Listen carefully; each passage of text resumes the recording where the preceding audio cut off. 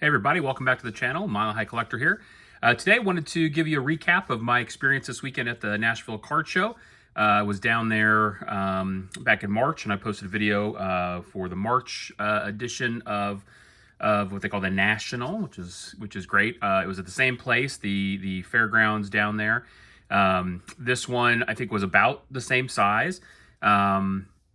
Overall, I mean, maybe a few less tables, or at least they didn't populate the second room as much as they did when they did in March. I think I heard a couple dealers say that maybe the foot traffic back in that room wasn't as high as they hoped it would be, and so maybe they just rearranged the main room and were able to get more tables there. Still, I think it was billed as over 700 tables.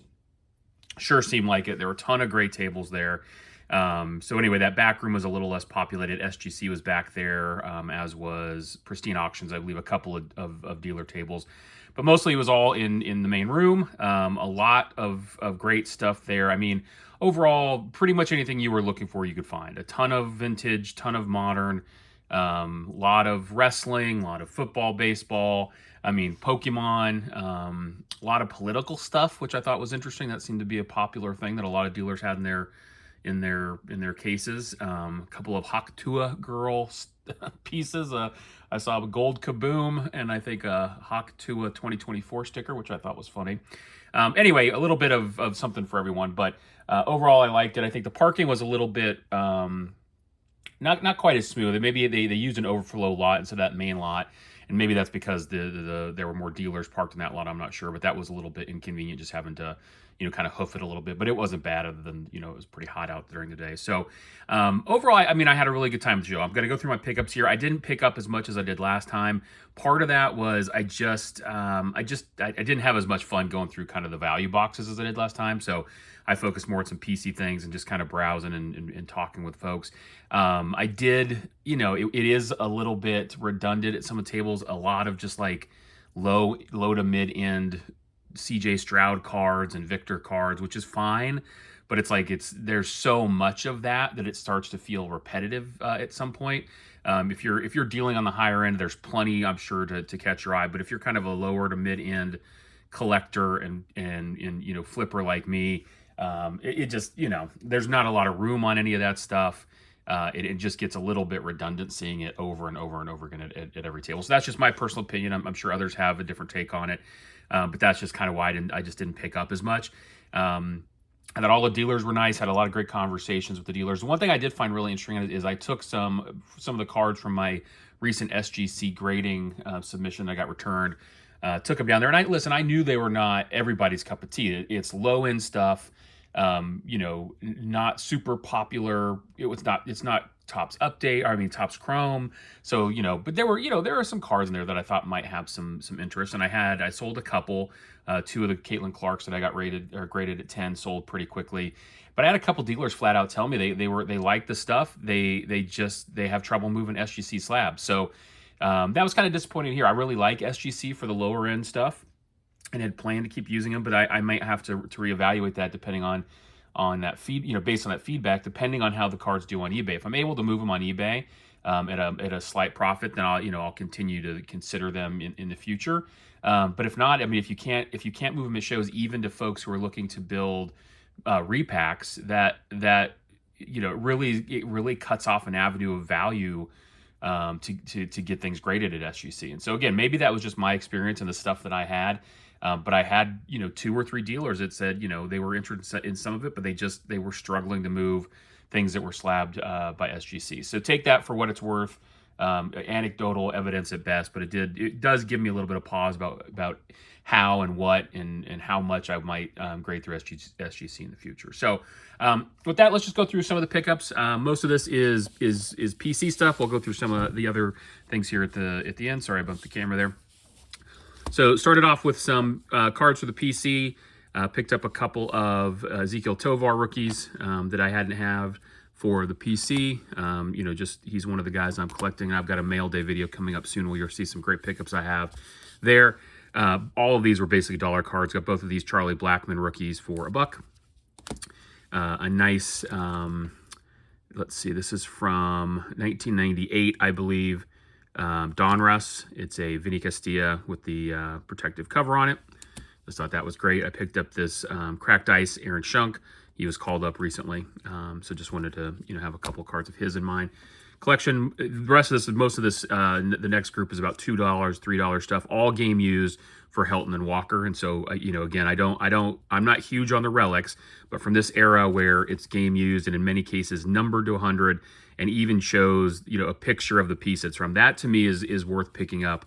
Authentic memorabilia cards when it's from this era, that it's truly authentic. And so in stark contrast to the modern stuff where it's not even no game guaranteed, no game use guaranteed, player touched, maybe, you know what I mean. So I'll add these things when I can pick them up. So there's a Todd Helton from 2002 Donruss, game used out of 100.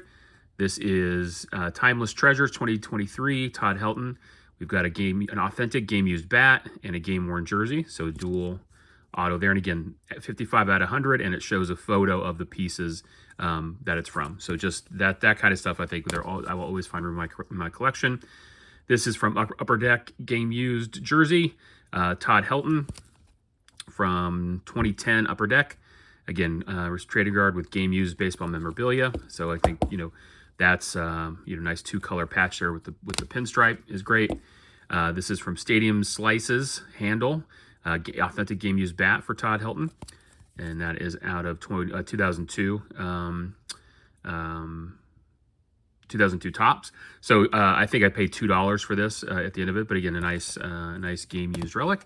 And then the last one of that bunch is Larry Walker game used patch from 2003 Topps 205 baseball. So nice little additions to the Rocky side of things. Then a few on the Bronco side. A couple of Elway cards. Again, I'm very rarely going to leave an Elway card behind if I don't have it in my collection already. And so these were all dollar cards that I just will add to the Elway PC. This one was kind of cool with the hologram down there at the bottom. Just really like that from Upper Deck. And then the Living Legends. Just think that's a really cool card. And then the last Elway, this is Precious Metal Skybox from 1998. So pretty card, right around his Super Bowl years. Picked up this Charles Davis record numbers. Just thought this was a great looking parallel out of 99 Topps. Topps Chrome from that era. Just looks great. Looks really good on camera. And then I think this was a 50-cent card, Riley Moss Mosaic Prism rookie. And then one that I'll look to flip. This is just a game used, game worn piece of jersey from Junior Seau. Obviously, he was one of the greats from the AFC West back in the late 90s, early 2000s. Unfortunately no longer with us, but thought that was something for a couple bucks. I think it was originally rated at $5, got it for $2. There may be some room there. So those are kind of the PC pickups. The other things I bought here, I did buy, I've been looking to rip one of these. This is the 2022 Classics. This is an H2. I ripped this off camera, but I thought there were Elway autos in here, and there may be, but I didn't. When I went back to confirm that on eBay, I didn't find any available, so I could be wrong, but that's why I bought it. The dealer had it at 115. I think I paid him 90 or 100 for it, so got a little bit of room on it, but ripped that off camera for something to do, and just, here's some of the hits. We got a Garrett Wilson rookie, Romeo Dobbs rookie, Jameson Williams, Tamir White, Bailey Zappi, Velius Jones Jr., and then Desmond Ritter. And then on the Chrome rookies, Pickens, James Cook, Olave. One of the Prisms, I think he got 2 silver parallels per box. John Lynch, who was a Bronco. This is in his Tampa Bay uniform. And then Classic Beginnings, Matt Corral. And then these were all the numbered. We got a Trey McBride, Timeless Rookies out of 125. And then the gold, also Trey McBride out of 99. We got a Stephon Diggs out of 99. Jerry Rice, Classics, Monday Night Heroes out of 99. Zach Wilson, current Bronco, backup quarterback most likely. This is jersey number 2 out of 99, so that might be of some value somewhere. Ryan Tannehill out of 75. Nice Jack Lambert out of 50. And then we have a Kyle Hamilton out of 50, which I thought was nice. He's a great young player. And then this A.J. Brown, number 2 out of 5. So haven't had a chance to price those on eBay, but was pretty happy with those. It was a fun rip. I would rip another one for $100 or maybe a little less. So enjoyed that. And then the last pickups I had were just this dealer had huge bins of this junk wax era stuff for $1 a pack. So I bought these to rip, probably for like Instagram reel content or something like that. But 2 packs of 91 Fleer basketball, a 93 Donruss Series 1, a 93 Stadium Club, Top Stadium Club, 91 Fleer Ultra Football, a couple 1990 Pro Set, and then just because it was my favorite comic and toy when I was a kid, a couple G.I. Joe packs from, not sure of the year on this, 91 G.I. Joe. So no idea what those what are in most of those. I'm sure there's nothing of value, but thought that might be fun to rip for some Instagram reels. So yeah, so that's it. So overall, that's kind of my take on the show. I enjoyed it. I will definitely probably go back. I would probably go to the March one or the one in the spring as opposed to summer. The summer, it was just hot. To be frank, it was hot in the area. It was hot in the room. Nothing that the promoter can do to control that, but it's just I prefer the March one. It was I thought a little bit more variety. Climate wise, it was great. Parking was easier. So yeah, but I would highly recommend if you're in the area or considering attending one of their I don't know if they do it quarterly, but one of their larger shows of the year, I would highly recommend it. A lot of great people there, a lot of cards to see. If you follow me on Instagram, I posted some photos of some cool stuff that caught my eye over the weekend over there. But yeah, that's kind of my experience there. Would love to know if anyone who's watching this was there. Would love to hear your thoughts in the comments below. Let me know, if you enjoyed it, if you experienced any of the same things I did, if you had any cool pickups. I would love to hear about it.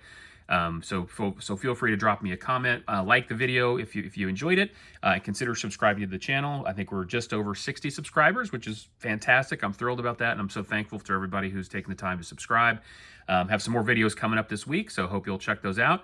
Appreciate you checking this one out, and we'll catch you on the next one. Take care.